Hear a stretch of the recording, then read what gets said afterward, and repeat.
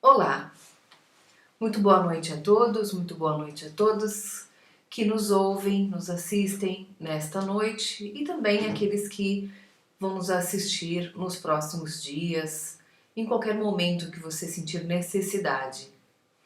Hoje seguimos com as nossas palestras que dão continuidade ao estudo do livro Opinião Espírita e hoje falando do livro no capítulo Na Trilha da Caridade.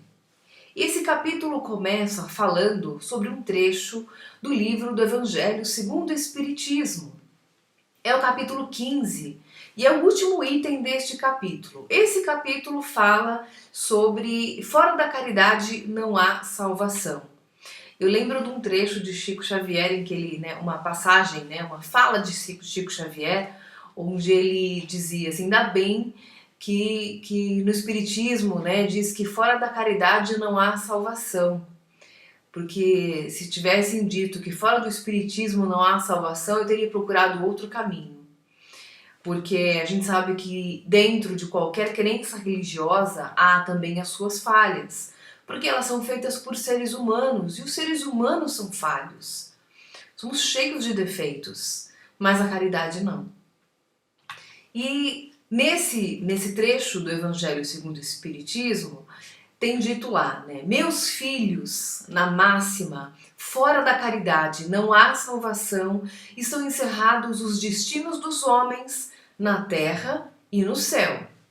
Na terra, porque à sombra desse estandarte eles viverão em paz, e no céu, porque os que houveram praticado acharão graças diante do Senhor. Mas eu lembro que quem faz caridade, a verdadeira caridade, não aquela que eu faço caridade, aí eu tiro uma fotinho, para dizer que eu fiz, vou lá entregar a cesta básica e fico colocando nas redes sociais para dizer que foi lá entregue cesta básica, que doei roupa para fulano, que fiz isso para ciclano. Isso não é verdadeira caridade, porque a verdadeira caridade é aquela que ninguém viu, aquela que ninguém sabe. Eu não digo só de caridade material, eu digo até aquela conversa que a gente teve com alguma pessoa, aquele ombro amigo que você ofereceu, aquela palavra consoladora que você ofereceu e que ninguém mais sabe. Aquela pessoa que você ajudou e que ninguém mais sabe. E você fala, como é que fica marcado isso, na pessoa? Lembrando que um pouco de perfume sempre fica nas mãos de quem oferece flores. Isso porque nessa passagem também do Evangelho segundo o Espiritismo, tem dito lá, que quando as pessoas que fazem caridade, é como se nela tivesse um certo perfume e que os espíritos superiores percebem nela. Então essa pessoa fica perfumada pela caridade. Olha que bonito isso, Então ninguém precisa dizer o que foi feito. É como não. Realmente a pessoa exala esse perfume porque ela prestou bons atos, Ela fica marcada por esses bons atos. E essa passagem foi quem escreveu ali no Evangelho segundo o Espiritismo, foi ditada por Paulo de Tarso. Esforçai-vos, pois, para que os vossos irmãos, observando-vos, sejam induzidos a reconhecer que o verdadeiro espírita e verdadeiro cristão são uma só, e a mesma coisa, dado que todos quantos praticam a caridade são discípulos de Jesus, sem embargo de seita a que pertençam. Então não precisa dizer, aquela crença, aquela religião, aquele templo, aquele culto, aquela casa que fez, não importa. Porque o verdadeiro espírita é o verdadeiro cristão. Infelizmente tem muita gente que não conhece o espiritismo, acha até que se faz coisas erradas. Eu estou dizendo até dos nossos irmãos de crença, eu estou falando aqui entre nós, estou falando da Seara de Jesus, minha Associação Espírita Seara de Jesus. Nós temos muitas casas espíritas também, casas espiritualistas, irmãos de crença, dos templos umbandistas, dos candomblés, são irmãos de seitas, até evangélicos, católicos, somos todos cristãos. independente do tipo de crença ou de prática, de culto que se faz caridade, se auxilia o próximo, se alguém saiu daquela casa, foi tocado, foi curado de alguma coisa, de algum mal físico, moral, espiritual, se a pessoa foi auxiliada, é com certeza uma casa de Jesus, né? Alguém que auxiliou ali, existem espíritos de luz, existe uma crença, existe um propósito maior. A gente tem esperança de que um dia não precise ter nomes ou crenças ou, né, nomes separando cada um. Que sejamos todos uma crença só, né? Sejamos todos filhos de Deus, independente de nome, né? Que nós trabalhemos para um prol, né, em prol de uma causa maior. Sempre o auxílio ao próximo. Qual era o mandamento maior de Jesus? Né? Ama ao próximo como a ti mesmo e a Deus sobre todas as coisas. Seria bom que todos nós pudéssemos agir em benefício, ou que esse fosse o maior mandamento realmente, de todas as formas. Né? Então, voltando lá para o livro Opinião Espírita, lembrando que ele começa falando assim, né? Se já pode sentir a felicidade de auxiliar, então se já estamos em condições de ajudar alguém, seja doando um pão. Se eu não posso doar mais do que isso, não tem problema. Eu posso dar um pão para alguém que está com fome. Então, vamos imaginar no lugar de quem pede, de quem não pode doar, de quem hoje está numa situação de precisar pedir. Como será que é estar numa situação de precisar pedir? Será que eu já estive nesta situação? Será que eu já precisei pedir? E se eu não precisei pedir, dar graças a Deus. Porque o mundo está passando por uma grande revolução e depois de uma pandemia, muitas pessoas perderam emprego, perderam a casa, perderam tudo o que poderia prover a sua família de uma certa segurança e hoje não tem mais. Muitas pessoas precisaram realmente ir para debaixo da ponte porque não tinham. Não tem outra opção. Né? Não tem uma questão política, não tem auxílio. Vai fazer o quê? Né? E muita gente fala, um auxílio que foi recebido de R$600. Quem é que consegue hoje viver com R$600? Dá para você pagar um aluguel? Dá para você pagar uma conta de água, de luz e ainda se alimentar? Né? É um auxílio, a gente sabe, não dá para, né, se prover tudo. Mas para quem não tem nada, né, o que você faz com um auxílio desse? Ou você come ou você mora.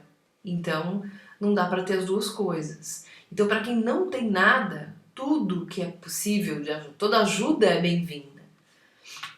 Então, lembrando também, ele continua lá no livro, né? Provavelmente jamais precisaste recorrer à mesa do próximo para alimentar um filho estremecido e nem saibas quanto dói a inquietação nas salas de longa espera quando se trata de mendigar singelo favor.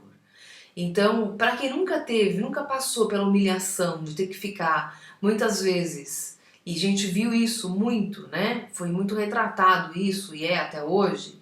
Gente precisando esperar horas, às vezes, para receber uma doação de uma marmita, de uma cesta básica. Eu peguei até essa foto, tem gente ali, né, ainda tirando uma fotinho, porque foi doado lá, né? Estão doando marmitas e as crianças ali com fome, pedindo comida.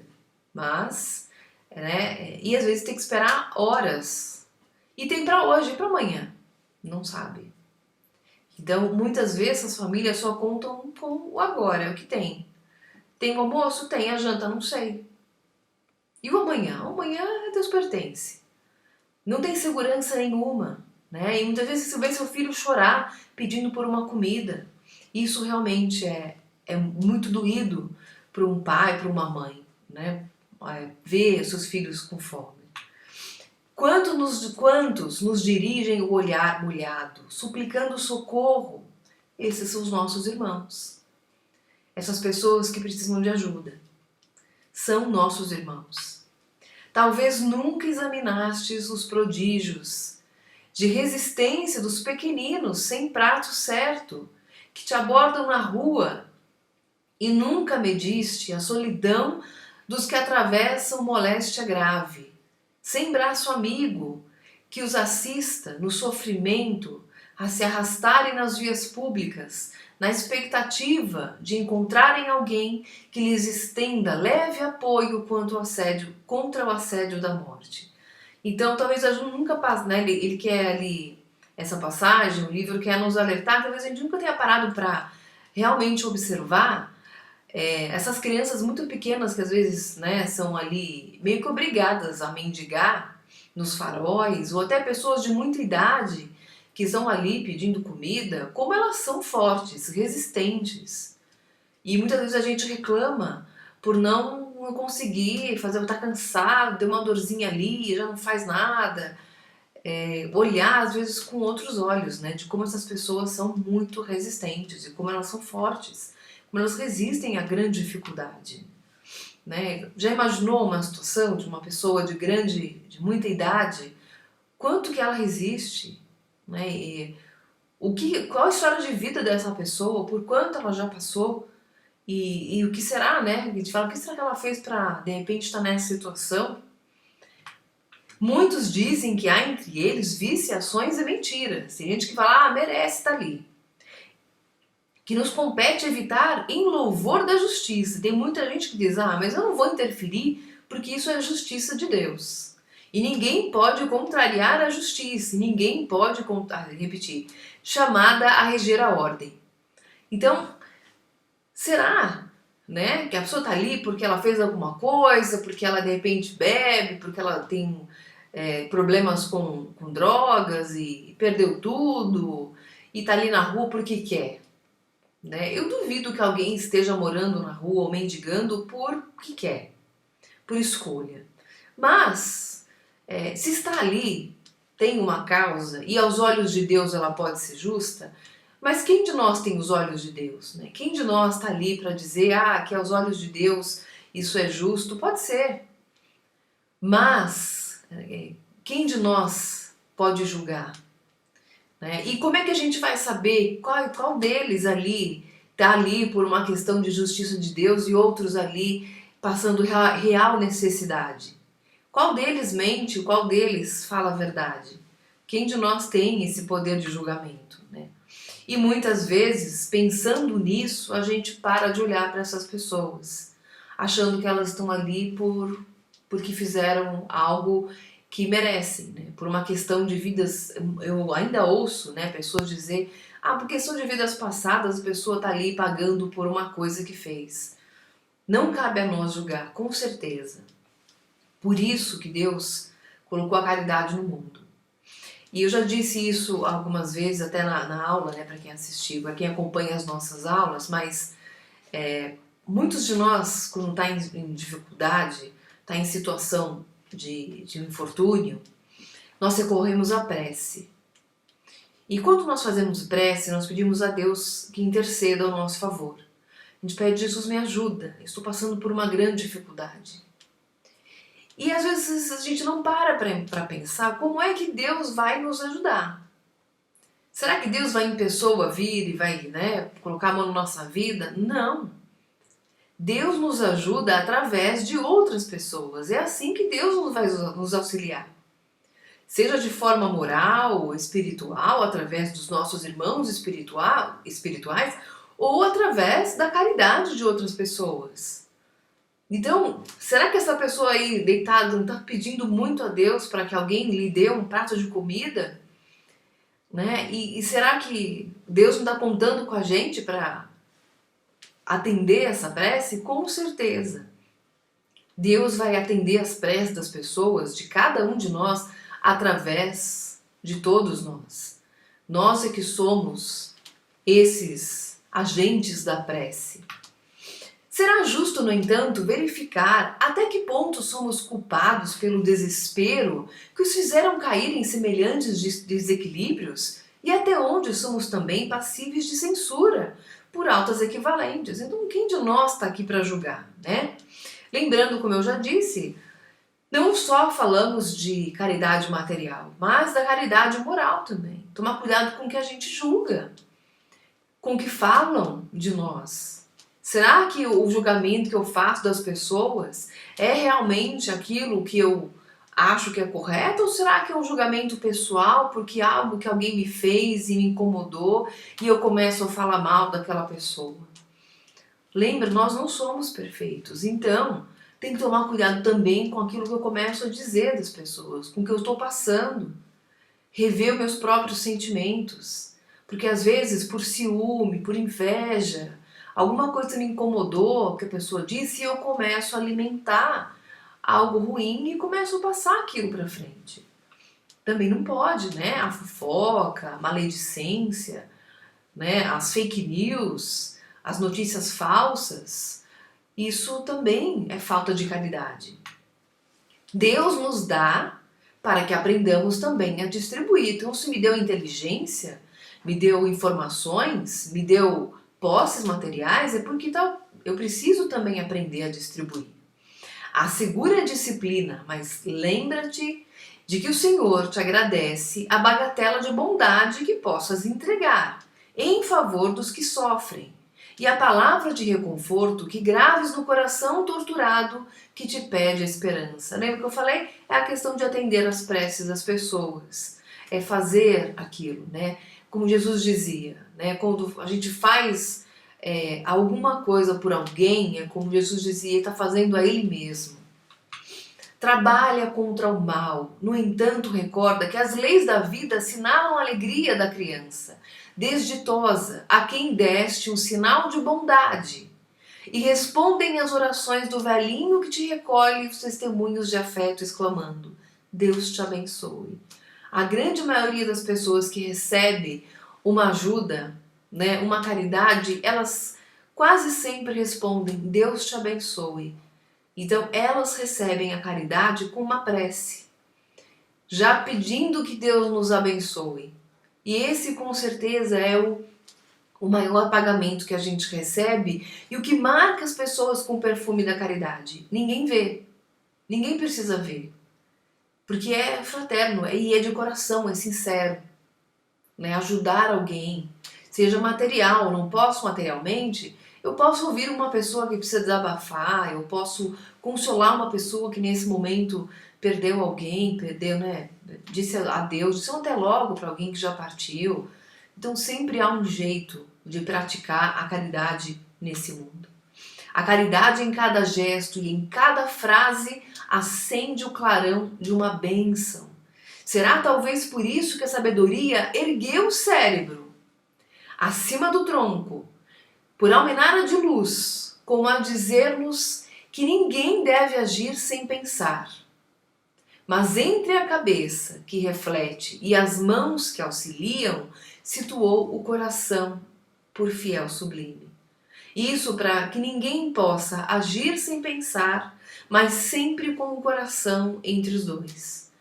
Né? Agir sem pensar? Não. Vamos pensar antes de agir? Vamos, mas colocar o coração, o sentimento em tudo. Se fosse comigo?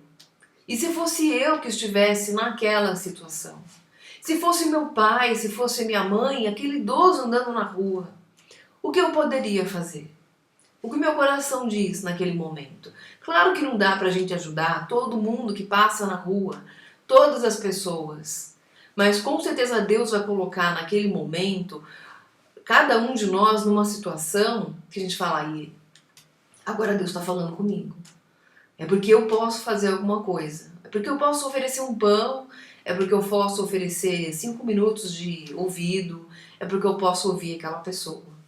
Então, lembra, né, que todos nós somos luz, podemos ser luz no momento, né, de caridade e encher a nossa alma de perfume para que onde passarmos sejamos reconhecidos pela espiritualidade, pelo bem que tivermos feito, porque assim nós estamos alcançando, né, a nossa evolução, a evolução que tanto queremos e um bem maior para toda a humanidade. Fiquem todos com Deus, muita paz a todos.